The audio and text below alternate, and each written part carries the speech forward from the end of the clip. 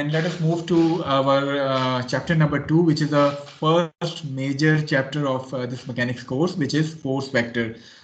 As defined to you earlier, that we are going to cover each and every topic, each and every chapter from the same book, which is Engineering Mechanics Statics, R.C. Hibbeler, 12th edition.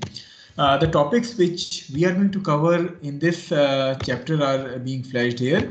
That is, we are going to start with vectors and scalars.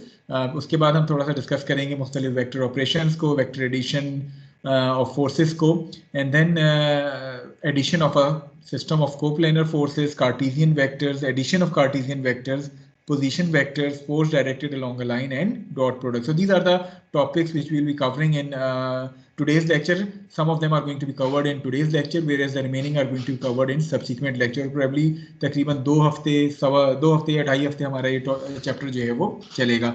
आज का जहाँ तक lecture का ताल्लुक है, जो रहता है लेक्चर, इसमें हम ये 3 टॉपिक जो है वो कवर कर रहे होंगे. First of all, what are scalar quantities, what are vector quantities. उसके बाद हम थोड़ी सी बात करेंगे वेक्टर के ऑपरेशंस के हवाले से और वेक्टर एडिशन और सब्ट्रैक्शन के हवाले से. Okay, starting with the basic definition of a scalar and vector.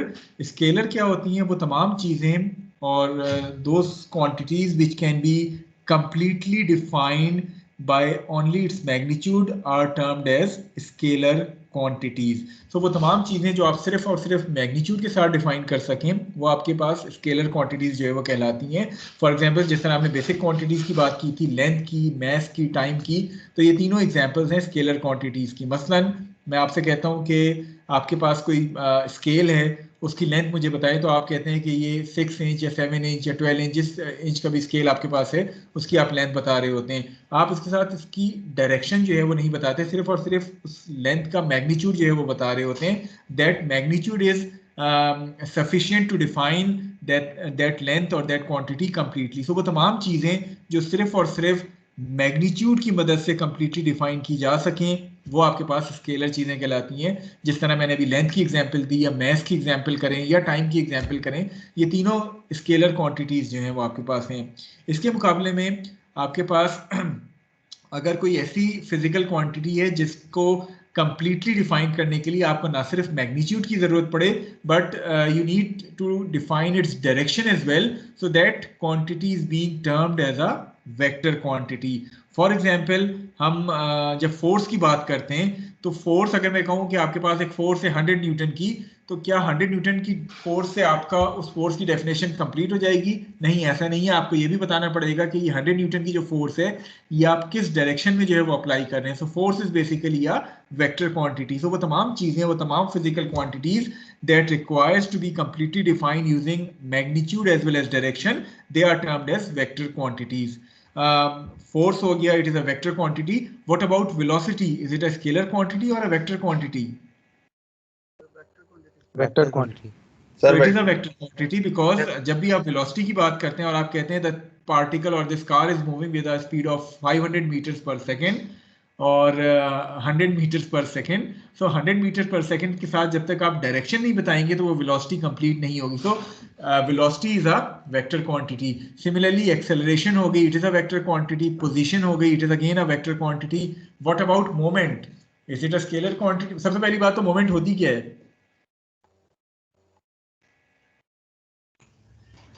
Turning torque हो गया, टर्निंग इफेक्ट कह लें. सो ये मोमेंट जो है, is it a scalar quantity और a vector quantity? Sir vector होती है क्योंकि एंटी क्लॉकवाइज या क्लॉकवाइज.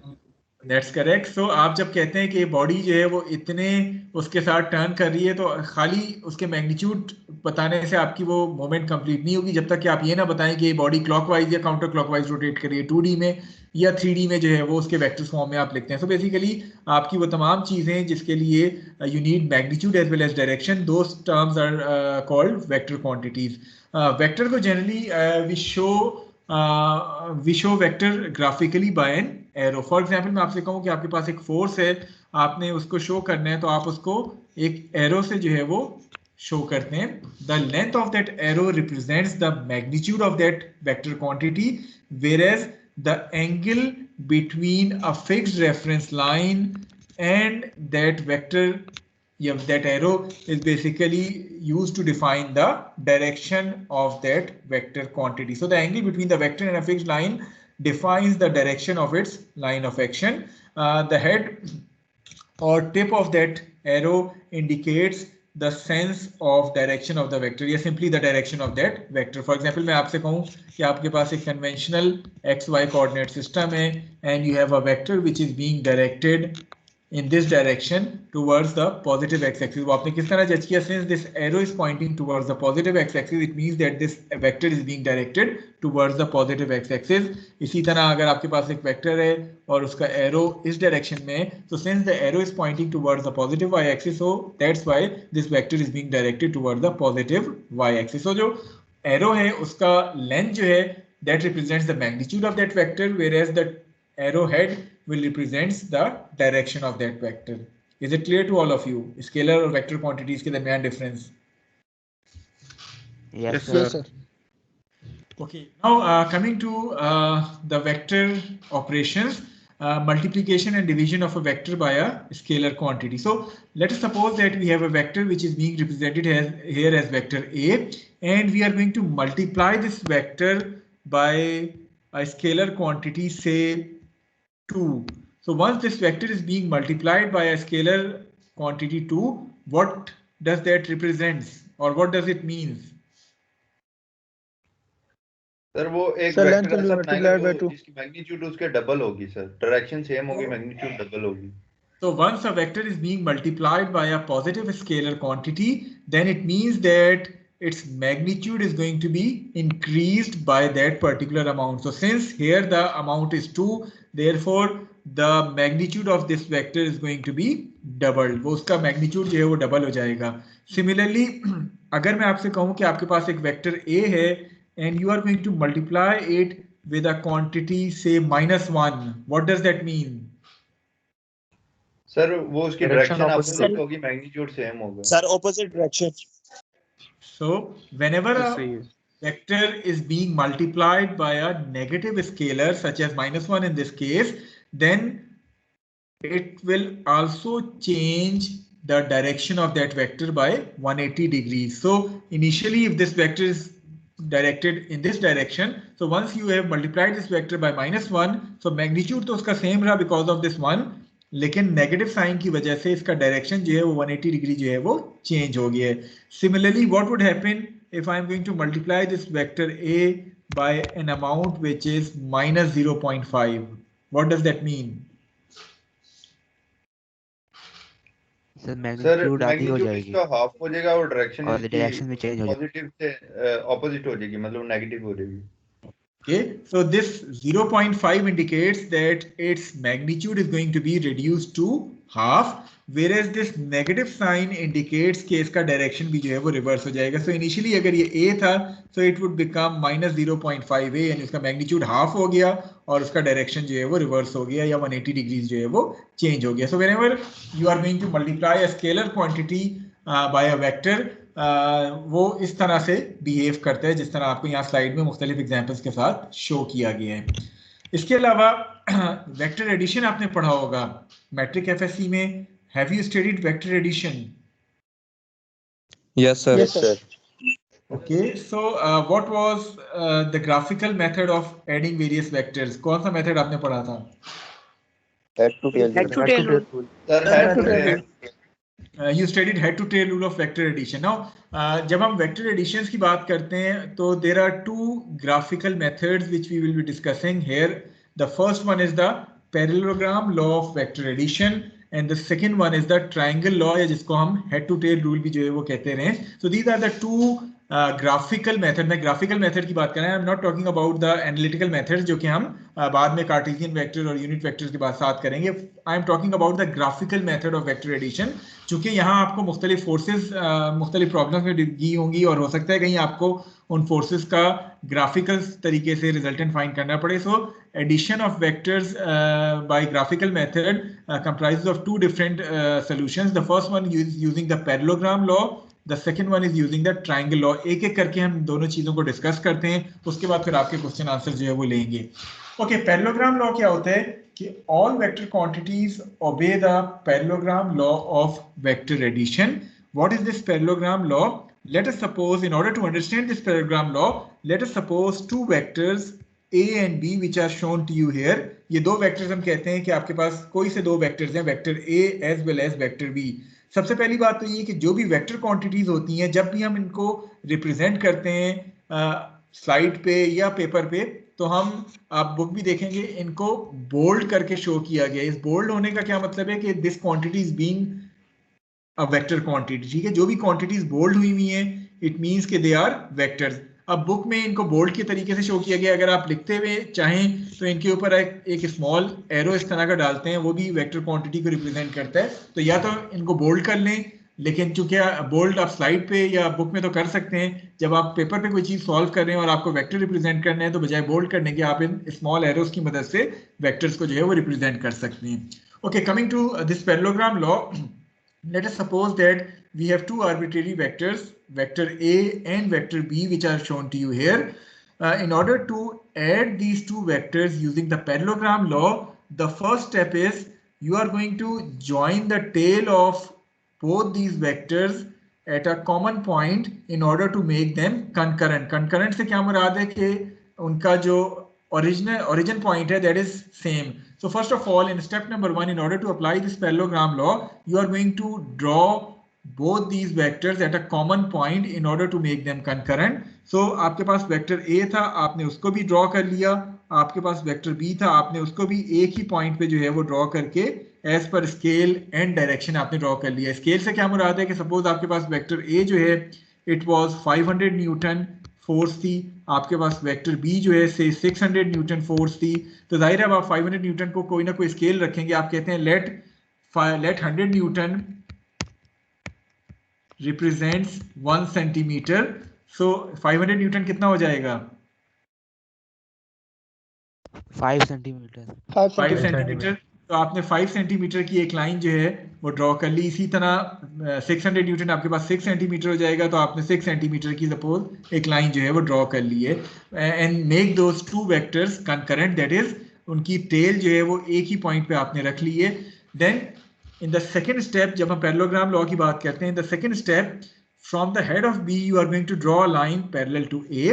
तो आपने किया क्या कि from the head of B आपने एक लाइन ड्रॉ कर दी which is being drawn parallel to vector A. Similarly, from the head of A, you are going to draw another line which is parallel to vector B. Wherever those two lines intersect, उसको आपने point P का नाम दे दिया. And the diagonal of this parallelogram, इनको join करने से आपके पास एक parallelogram बन गया. The diagonal of this parallelogram basically represents the resultant of these two vectors. So ये आपके पास वो diagonal आया which represents the resultant of these two vectors R, which is equal to vector A plus vector B. So the diagonal of this parallelogram that extends to P forms R vector, which represents the resultant vector R vector equal to A vector plus B vector. So should we add 500 plus 600, and can we say R would have a magnitude of 1100 Newton? Is it correct? No sir, ये scalar addition नहीं है कि आप 5 + 6 करके 1100 कर दें. It is vector addition. So vector addition में आप जो मैग्नीट्यूड निकाल रहे होते हैं वो आप इस तरह स्केलर ऐड करके नहीं निकालते, रादर या तो आप ग्राफिकली इस तरह निकाल रहे होते हैं यूजिंग द पैरेललोग्राम लॉ और द ट्रायंगल लॉ, या फिर आप कार्टेशियन नोटेशन में उनको ऐड करके इंडिविजुअल आई और जे कंपोनेंट्स वगैरह जो है वो ऐड कर रहे होते हैं. But let us now concentrate on graphical solution. So ये आपके पास एक अदद पैरेललोग्राम बन जाएगा.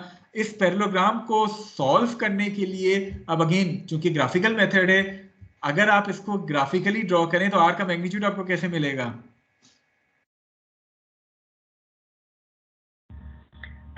राइट ट्रायंगल सॉल्व कर लें.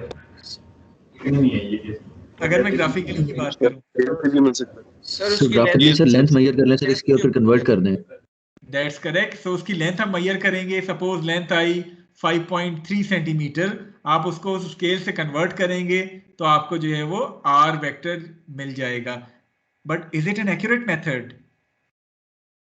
ग्राफिकल मेथड क्या एक्यूरेट है? No sir. सर ये डिपेंड करता है कि अगर हमने उसको मेजरमेंट्स में कोई डिफरेंस नहीं रखा तो फिर सही होगा, वरना सर गलत हो जाएगा। इवन आपने अगर मेजरमेंट्स भी उसकी सही किए, आप कितने डेसिमल तक इस लेंथ को मेजर कर सकते हैं यूजिंग योर स्केल? सो कहीं ना कहीं कोई ना कोई एरर लाजमी आता है if you are using a graphical method, और वो लेंथ मेजर करके हो सकता है आप उस लेंथ को 5.3 कह रहे हो, आपके एक और कोलीग उसको 5.35 कह दे, कोई उसको 5.28 कह दे, तो वो अगेन डिपेंड कर रहा होता है कि आप उस लेंथ को क्या रीड कर रहे हो अपने स्केल से। तो ग्राफिकल मेथड में हमेशा कोई ना कोई एरर आने का जो है वो चांस होता है। दैट्स वाई हम ग्राफिकल मेथड से ज्यादा ग्राफिकल मेथड बना के इसको सॉल्व एनालिटिकली कर रहे होते हैं using either the sine law, cosine law और ट्रिग्नोमेट्रिक आइडेंटिटीज कि हम ये जो ट्राइंगल बन रहा है या ये जो ट्राइंगल बन रहा है इसको हम किसी ना किसी ट्रिग्नोमेट्रिक मेथड से सॉल्व कर लें। सो ड्रॉ हम ग्राफिकली कर रहे हैं लेकिन सॉल्व हम एनालिटिकली ट्रिग्नोमेट्रिक आइडेंटिटीज और रूल्स की मदद से सॉल्व करेंगे ताकि हमारा जो आंसर आए वो एक्यूरेट आए। इन एक्चुअल प्रॉब्लम्स जब हम इसके न्यूमेरिकल्स पे जाएंगे इस टॉपिक के एंड पे, तो हम जो है वो इस ट्राइंगल को using sine law, cosine law और डिफरेंट ट्रिग्नोमेट्रिक आइडेंटिटीज जो है वो सॉल्व कर रहे होंगे rather than drawing it on a graphical scale. Is this parallelogram law clear to all of you? Yes, sir.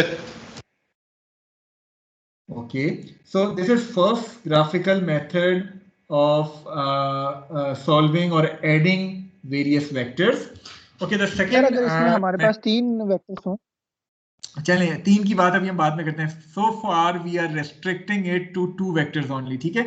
इससे अगली जो कुछ स्लाइड है उसमें 3 वेक्टर्स की बात होगी, but for the time being हम 2 वेक्टर्स और सिंप्लीफाइड फॉर्म में इस पैरेललोग्राम लॉ को समझते हैं। 2 से ज्यादा वेक्टर्स हम अगली कुछ स्लाइडों में देख रहे होंगे, ठीक है?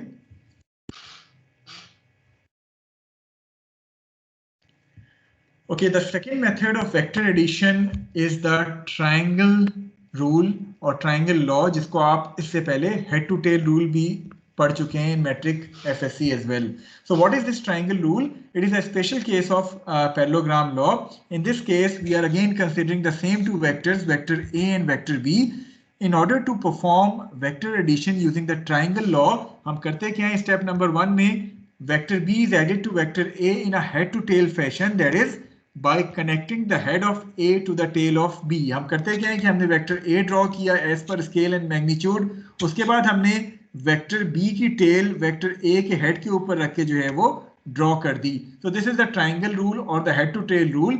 अब जब आपके पास रिजल्टेंट होगा वो क्या होगा कि पहले वेक्टर की टेल से लेके दूसरे वेक्टर के हेड तक जो आपका वेक्टर डिफाइन हो रहा है, it is basically the resultant vector R, which is R vector equal to A vector plus V vector. Now the choice is up to you. When you are using this triangle law, it is up to you. अगर आप चाहें तो vector B को पहले draw कर लें, vector A को बाद में ड्रॉ कर लें, because this head to tail rule और triangle rule is commutative. That is R should be equal to A vector plus B vector, or you can write it as B vector plus A vector. दोनों तरीकों से you are going to get the same resultant, which is this resultant vector R. So this is the head to tail rule, जिसमें आप एक vector जो पहला vector है उसके हेड से दूसरा वेक्टर ड्रॉ कर देते हैं और आपका रिजल्टेंट जो होता है वो पहले की टेल को आखिरी के हेड से मिला लें। अब अगेन ये तो 2 वेक्टर्स कंसिडर किए हैं, अगर हमारे पास से 3 या 4 वेक्टर्स हैं तो आप करेंगे क्या, इसी तरह दूसरे की हेड से तीसरे की टेल को ज्वाइन कर दें और आपको फिर तीनों का रिजल्टेंट जो है वो मिल जाएगा। सो इस तरह आप head to tail rule apply करते चले जाएंगे और आपके पास जितने भी वेक्टर्स हैं उनको आप इस हेड टू टेल फैशन में ऐड करते चले जाएंगे एंड फाइनली पहले वेक्टर की टेल से आखिरी वेक्टर के हेड को ज्वाइन करके you can find out the resultant vector R. सो ये ट्राइंगल रूल या head to tail rule clear है हर एक को, या किसी को कोई डाउट हो इस लॉ से?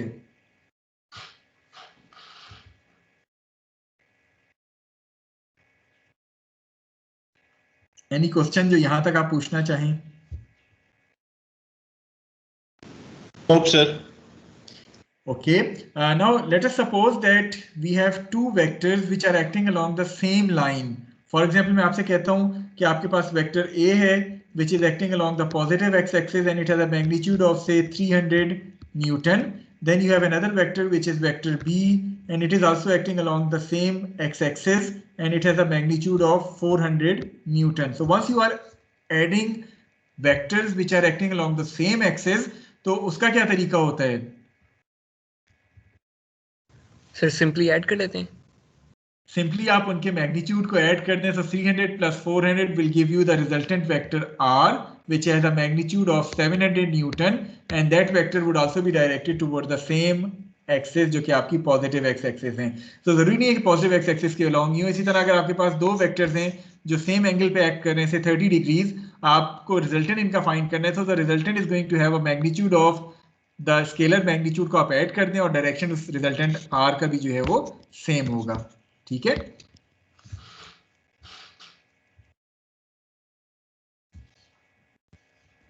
Yes, sir. Okay, so these are the two basic laws of vector addition. One is the parallelogram law, the second one is the triangle law. The same applies for vector subtraction as well. For example, if you have a vector A and you want to subtract it and you want to subtract another vector which is vector B from vector A, so this resultant vector R would be equal to A vector plus minus B vector. What does this minus B vector indicate? कि जो original vector आपके पास B था, आप उसकी sense या direction जो है वो अपोजिट कर लेंगे और इस वेक्टर A में आप ऐड कर देंगे either using the parallelogram law और यूजिंग द ट्रायंगल लॉ. दोनों तरीकों से आपको रिजल्टेंट जो है वो सेम मिल सकते हैं. Is it clear vector subtraction? Yes sir. Yes, sir. Okay. कोई क्वेश्चन जो आप वेक्टर एडिशन या वेक्टर सब्ट्रैक्शन के हवाले से करना चाहें इस पॉइंट पे? सर ये हमें डायरेक्शन क्या कैसे पता चलेगा कि ए की डायरेक्शन एक साइड पे होगी और बी की उससे दूसरी साइड पे होगी या इस तरह? देखें, जो ओरिजिनल क्वेश्चन जब हम एक्चुअल को न्यूमेरिकल सॉल्व कर रहे होंगे ना, तो आपको खाली ये वेक्टर नहीं शो होगा, इसका मैग्नीट्यूड भी गिवन होगा और सपोज इसकी डायरेक्शन भी 30 डिग्रीज पे जो है वो गिवन होगी. सो ये दो वेक्टर्स गिवन होंगे, आपने ए को बी यानी बी को सब्ट्रैक्ट करना है ए से, तो आप इसको पैरेललोग्राम लॉ के तहत ए को अपने ओरिजिनल डायरेक्शन में बना लेंगे. बी के लिए आपने किया क्या कि चूंकि माइनस बी करना था, आपने उसकी डायरेक्शन को 180 डिग्रीज रिवर्स कर लिया. अब पैरेललोग्राम लॉ क्या कहता है कि आप बी के हेड से ए के डायरेक्शन में एक लाइन ड्रॉ करेंगे, ए के हेड से बी के डायरेक्शन में एक लाइन ड्रॉ करेंगे. So this is going to be your resultant vector R now. ठीक है. तो इस तरह आपने इसको पैरेललोग्राम लॉ से ऐड करना है, या अगर आप ट्रायंगल लॉ यूज कर रहे हैं तो ए को आपने 30 डिग्रीज के ऊपर जो है वो ड्रॉ कर लिया और बी को यानी बी की टेल को आपने ए के हेड से ज्वाइन कर दिया और उसके बाद फाइनल आपका ये रिजल्टेंट जो है वो निकल आएगा. Is it clear now? या अभी भी कोई इशू है किसी डायरेक्शन? यस सर क्लियर है. क्लियर है. ओके. अब अगर हम वेक्टर एडिशन ऑफ फोर्सेस की बात करें, स्पेसिफिकली फोर्सेस के हवाले से बात करें, तो you can encounter two different types of problems in statics. The first one is कि आपको कोई से दो वेक्टर्स गिवन हो और आपसे कहा जा रहा हो कि उसका रिजल्टेंट फाइंड आउट करें. सेकेंड सेट ऑफ प्रॉब्लम्स क्या है कि आपको वेक्टर एक गिवन हो और आपसे कहा जा रहा हो कि इस वेक्टर को इसके कंपोनेंट्स में जो है वो रिजॉल्व करें. So these are the two set of problems which you can encounter in statics. The first set involves कि आपके पास दो वेक्टर्स हैं और आपसे कहा जा रहा है कि उसका रिजल्टेंट फाइंड आउट करें. द सेकंड सेट इन्वॉल्व्स कि आपके पास वेक्टर एक है लेकिन आपसे कहा जा रहा है कि इसको इसके कंपोनेंट्स की फॉर्म में दो एक्सिस के अलोंग रिजॉल्व कर दें. सो जब भी आपसे रिजल्टेंट वेक्टर कहा जाए तो उसके लिए तो वही तरीका है कि लेट सपोज कि we have two force vectors f1 and f2 acting at this point on this hinge. आपसे कहा जा रहा है रिजल्टेंट फाइंड आउट करें, तो you can use either the parallelogram law or the triangle rule in order to add these two vectors. If you are using the parallelogram law, थोड़ा सा हम दोबारा रिपीट कर देते हैं. आपने f1 f2 को ड्रॉ किया, f1 की हेड से आपने f2 के पैरेलल एक लाइन ड्रॉ की, f2 के हेड से आपने f1 के पैरेलल एक लाइन ड्रॉ की और उसके बाद इस पैरेललोग्राम का जो डायगोनल है that basically represents the resultant force Fr. इसी तरह अगर आप ट्रायंगल लॉ यूज कर रहे हैं तो आपने F1 को ड्रॉ किया एज पर स्केल एंड मैग्नीट्यूड, उसके बाद F1 के हेड से आपने F2 जो है वो ड्रॉ किया और the resultant is going to be obtained by joining the tail of F1 to the head of F2. आपको Fr की वैल्यू जो है वो मिल जाएगी. उसके बाद ग्राफिकली ये आपने ड्रॉ कर लिया, then you can use the law of sine or law of cosine in order to solve these triangles in order to get the accurate answer rather than drawing it and get a answer which carries error.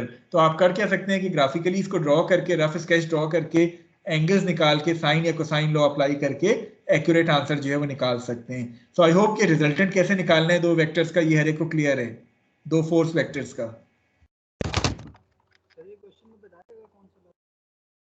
Kindly आपकी आवाज बहुत हल्की आई है, मुझे सवाल आपका समझ नहीं आया, दोबारा रिपीट कर दें। मैंने पूछा कि ये जो हमने यूज करने की कोई बताया होगा। अच्छा, साइन लॉ या कोसाइन लॉ आपने यूज करना है, कब यूज करना है? सबसे पहली बात तो ये कि what are these sine and cosine law? कुछ याद है मैट्रिक एफएससी का मैथ्स, या मैं रिपीट कर दूं इसको? यहाँ रिपीट कर दूं? Okay, so let us suppose that we have a triangle, say this triangle, is this triangle visible to all some of you? people have जी कुछ कहना चाह रहे हैं? Sir a over sine alpha b over sign beta ऐसे ही करके था कुछ। That's correct. थोड़ा सा हम रिवाइज कर रहा हूँ, मैं आपको रिवाइज करवा देता हूँ ताकि हर एक को पता चल जाए। Let us suppose that we have a triangle which is being drawn as the blue triangle जो कि मैंने टॉप पे ड्रॉ की है। Let small a, b and c represents the length of these sides of this triangle. a आपके पास ये वाली side आ जाती है, b और c की ये वाली साइड्स की लेंथ आ जाती हैं। Let alpha, beta and gamma represents the angles of these triangles as shown to you in the figure. Then this sine law, जब हम sine law की बात करते हैं तो sine law represents कि आपके पास a over sine of alpha, b over sine of beta, c over sine of gamma should be equal. That is, ये वाली length divide by sine of opposite angle, ये वाली length divide by sine of opposite angle, ये वाली length divide by sine of opposite angle, इनका ratio जो है that is going to be the same. This is sine law. I hope कि याद आ गया होगा हर एक को what is this sine law. Yes sir. ठीक है, okay. Any idea regarding the cosine law? Sir वो इस तरह होता है cos alpha is equal to b square plus c square minus 2bc cos alpha. थोड़ा सा गलत कर गए. Let me revise it. आपके पास a स्क्वायर जी थोड़ा सा गौर से देखिए यहाँ, अगर आपके पास यही ट्राइंगल है तो इसमें किसी भी साइड की लेंथ, सपोज मैं c की लेंथ फाइंड आउट करना चाहता हूँ, तो c square should be equal to a square plus b square minus 2ab. कौन सा एंगल आएगा? cos gamma. जो कि a और b के दरमियान का एंगल है. ठीक है, तो c square should be equal to a square plus b square minus 2ab cos of gamma. इसी तरह a square should be equal to b square plus c square minus 2bc cos of alpha. इसी तरह b square should be equal to a square plus c square minus 2ac cos of beta. तो ये आपके पास cosine law आ जाता है. आई hope कि ये revise हो गया होगा हर एक का. Yes sir. सो आप कर क्या रहे होंगे कि आप ये ट्राइंगल्स ड्रॉ करके इनको बजाय ग्राफिकली इनकी मैग्नीट्यूड निकालने के आप ये साइन या कोसाइन लॉ अप्लाई करेंगे. कैसे अप्लाई करेंगे वो जब हम एक्चुअल प्रॉब्लम्स के ऊपर जाएंगे तब मैं आपको मुख्तलिफ प्रॉब्लम्स इन लॉ को अप्लाई करके बता दूंगा. जरूरी नहीं है कि आपको एक ही लॉ, आप ज्यादा कंफर्टेबल कोसाइन लॉ से आप वो अप्लाई कर सकते हैं, आप ज्यादा कंफर्टेबल साइन लॉ से आप साइन लॉ जो है वो अप्लाई कर सकते हैं. मोरओवर इट आल्सो डिपेंड्स कि आपको क्या डाटा गिवन है, क्या डाटा को देखते हुए आप जज करेंगे कि साइन लॉ या कोसाइन लॉ कौन सा बेस्ट जो है वो आपके लिए रहेगा. सो this is one set of problem जिसमें आपसे कहा जा रहा हो कि एक चीज के ऊपर फोर्सेस एक्ट कर रही हैं और आपने उन फोर्सेस का रिजल्टेंट फाइंड आउट करने हैं. Okay, the second set of problems जिसकी हम बात कर रहे थे कि how to resolve a force into its components, उसको समझने के लिए लेट अस सपोज कि आपके पास अभी बाकी फिगर्स को आप छोड़ दें, ये जो फिगर मैं ड्रॉ कर रहा हूँ इस तरफ थोड़ा सा गौर से देखें. मैं आपसे कहता हूँ कि आपके पास एक conventional x y coordinate system है और आपके पास इस एक्स वाई कोऑर्डिनेट सिस्टम में एक वेक्टर है जो कि फोर्स वेक्टर है, वो एक्ट कर रहे हैं in this particular direction F. I hope कि ये फिगर हर एक को विजिबल है जो मैंने बनाई है. yes sir. Yes sir. Yes sir. Okay, अब सपोज मैं आपसे कहता हूं कि इस फोर्स को रिजॉल्व कर दें into its components along the x and y axis. क्या तरीका होता है? सर एक्स और वाई कोऑर्डिनेट्स पे प्रोजेक्शन बनाएंगे इसकी. ओके, वो प्रोजेक्शंस कैसे बनाएंगे? ड्रा कर देंगे सर एंगल थीटा के साथ सर जो होगा वो हमेशा कॉजल कंपोनेंट होगा सर. एफ के हेड से एक्स एक्सिस पर वाई एक्सिस पे परपेंडिकुलर ड्रा कर देंगे. जस्ट अ मिनट, अभी आप में से किसी ने एंगल की बात की थी, वो तो ठीक है, वो एनालिटिकल सोल्यूशन है कि अगर मैं आपको इसका थीटा दे दूं तो कॉस थीटा और साइन थीटा की मदद से आप रिजॉल्व कर सकते हैं. But I am talking about the graphical solution. If I am asking के इस एफ को इसके एक्स और वाई कंपोनेंट्स में रिजॉल्व कर दें तो जिस तरह एक है उसकी हम प्रोजेक्शंस ड्रॉ कर लेंगे. वो प्रोजेक्शन से क्या मुराद है कि ये जो एरो हेड है एफ का, इससे हम एक लाइन ड्रॉ करेंगे which is being drawn parallel to the y axis, एक लाइन हम ड्रॉ करेंगे which is being drawn parallel to the x axis. जहां ये लाइनें x और y एक्सिस को कट करेंगी वो एक तरह से कंपोनेंट्स हो जाएंगे। So this component is basically termed as the x component, जिसको मैं fx से रिप्रेजेंट कर रहा हूं। This component is basically termed as the y component, जिसको मैं fy से डिनोट कर रहा हूं। ऐसे ही कंपोनेंट्स बनाते हैं। Yes sir. ओके, सो अब थोड़ा सा हम प्रॉब्लम को चेंज कर देते हैं। मसलन मैं आपसे कहता हूं कि आपके पास सेम फोर्स है जो कि फोर्स F के तौर पे आपको नजर आ रही है। ठीक है, ये फोर्स मैंने सेम रखी है, लेकिन मैं करता क्या हूं कि मैं एक्सिस को थोड़ा सा चेंज कर देता हूं। मैं अब आपसे कहता हूं कि आपके पास जो एक्सिस हैं वो जो डिफाइन की जा रही हैं वो एक ये वाली एक्सिस है जिसको मैं U एक्सिस कह देता हूं, और एक मेरे पास ये वाली एक्सिस है जिसको मैंने V एक्सिस कह दिया। So you now need to resolve this force F along the two axes U and V which are shown to you here, and those two axes are not mutually perpendicular to each other. अब क्या procedure होना चाहिए components बनाने के लिए? Sir वही parallel draw करेंगे sir जो हेड प्रोजेक्शन एक दूसरे के। सर हेड पॉइंट को कंसीडर करके वहां से परपेंडिकुलर बनाएंगे सर, परपेंडिकुलर लाइन बनाएंगे।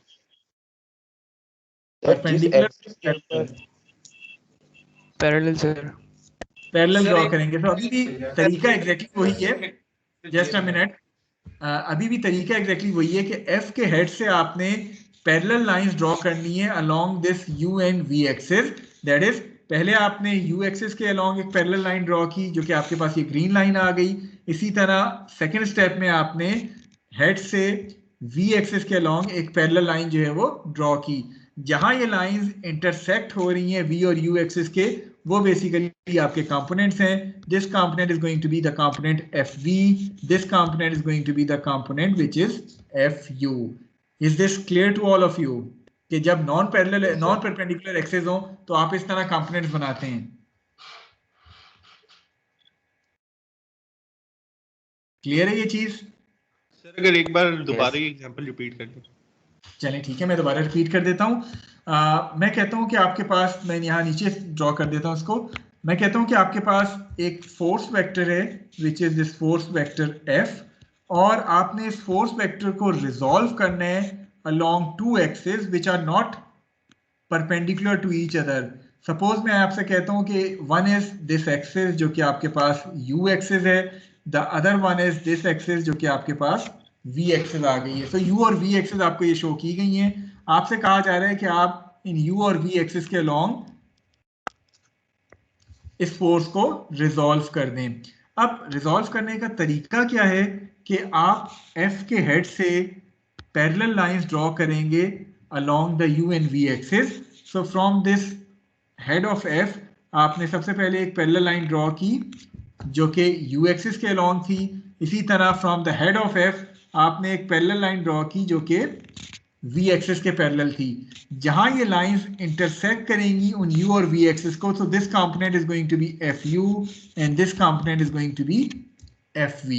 ये आपके वो दो कंपोनेंट्स आ जाएंगे फोर्स F के along U and V axis which are not perpendicular to each other as in the case of Cartesian coordinates। आपकी x y चूंकि पैरेलल होती थी, परपेंडिकुलर होती थी, तो आपका केस डिफरेंट होता था। यहाँ जो दो एक्सिस आपने कंसिडर किए हैं they are not mutually perpendicular to each other, तो आपने इस तरीके से उसको रिजॉल्व करना है। यहां तक क्लियर है हर एक को? Yes sir. अब नेक्स्ट स्टेप क्या होता है कि आपके पास ये ट्राइंगल बन गया है। आपने अगेन साइन लॉ या कोसाइन लॉ को इस्तेमाल करते हुए इन कंपोनेंट्स का मैग्नीट्यूड फाइंड कर लेना है using either the sine law और द कोसाइन लॉ। वो किस तरह करना है कि डेफिनेटली आपको ये एफ का जो है वो कोई ना कोई एंगल गिवन होगा। आप इन एंगल्स की मदद से कोई एक आध लेंथ गिवन होगी, आप बाकी जो अननोन क्वांटिटीज हैं उनके मैग्नीट्यूड निकाल लेंगे using either the sine law और द कोसाइन लॉ। वो कैसे निकालना है जब हम एक्चुअल न्यूमेरिकल पे जाएंगे तब वैल्यूज के साथ हम उसको जो है वो सॉल्व कर सकते हैं। Is it clear to all of you?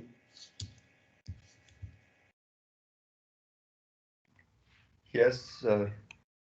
Okay, the final slide for today. आप में से बार बार लोग सवाल कर रहे थे कि what should happen with the parallelogram law if we have more than 2 vectors.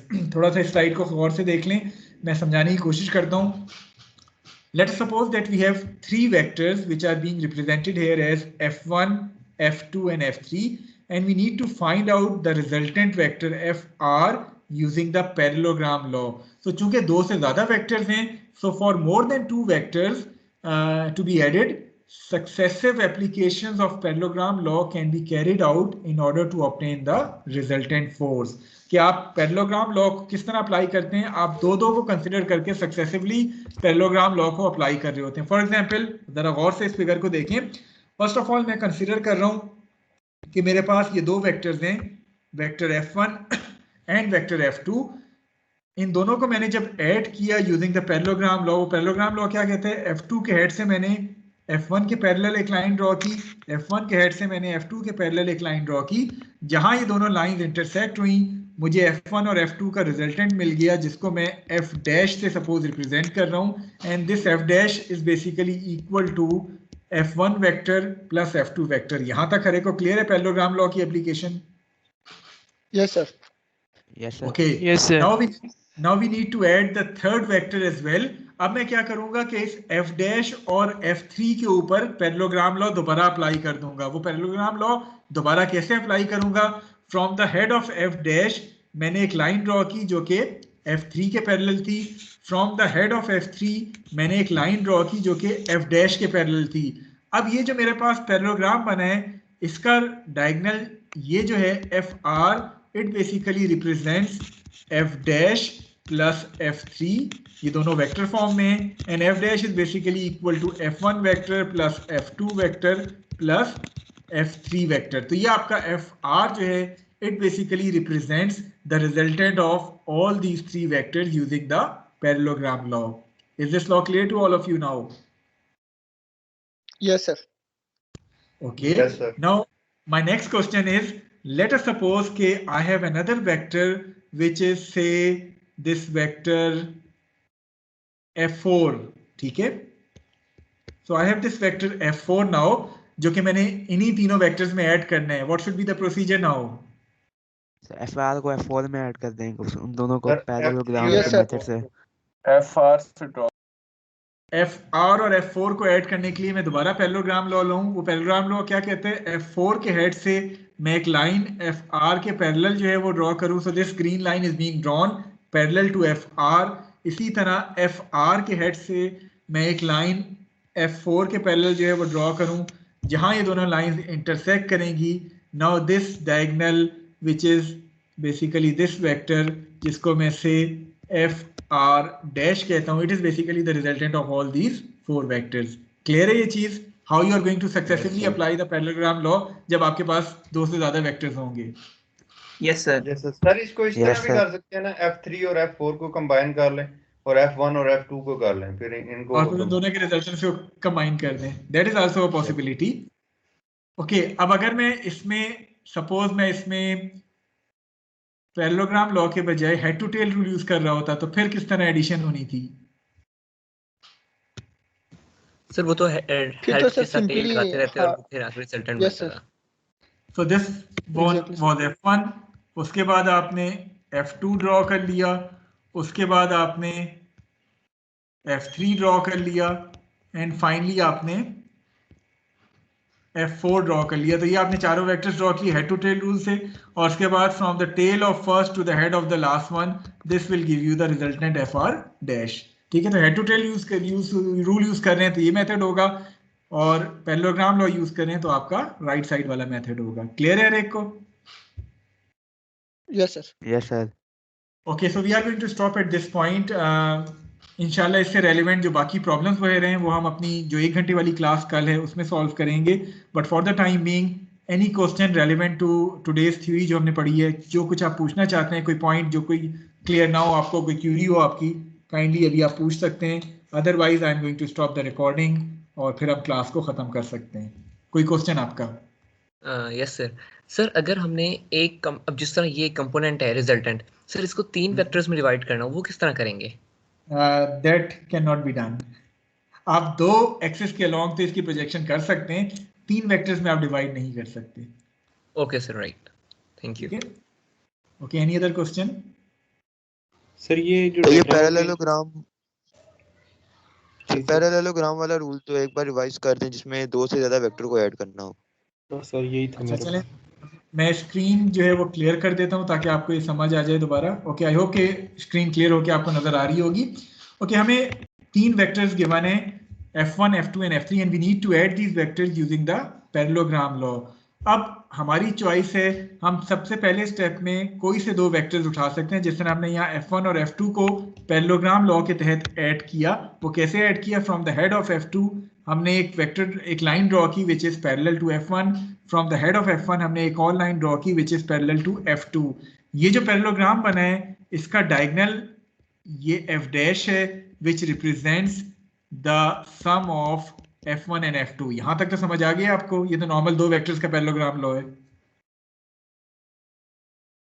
Ji ji sir.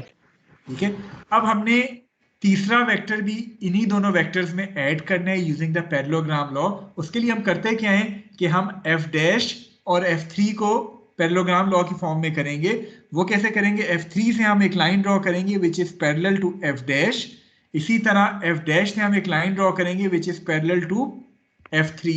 जहां ये दोनों लाइंस इंटरसेक्ट करती हैं, अब जो आपका पैरेललोग्राम बन रहा है वो बेसिकली ये वाला पैरेललोग्राम है जो कि बन रहा है, जिसको मैंने येलो के साथ शो किया है। इसका डायगोनल जो है it is basically this vector which represents fr, जो कि सम है f डैश का और f3 का। ऐसे ही है। और ये f3 क्या f डैश क्या होता है? f dash was basically equal to f1 plus f2। तो हमने f डैश को f1 प्लस f2 लिख लिया और f3 को ऐसे ही लिख लिया। तो बेसिकली fr जो है वो एक तरह से इन तीनों वेक्टर्स के सम को जो है वो रिप्रेजेंट कर रहे हैं using the successive parallelogram law. Clear हुआ कुछ? यस सर, क्लियर हो गया। चलिए ठीक है, और कोई क्वेश्चन तो नहीं है?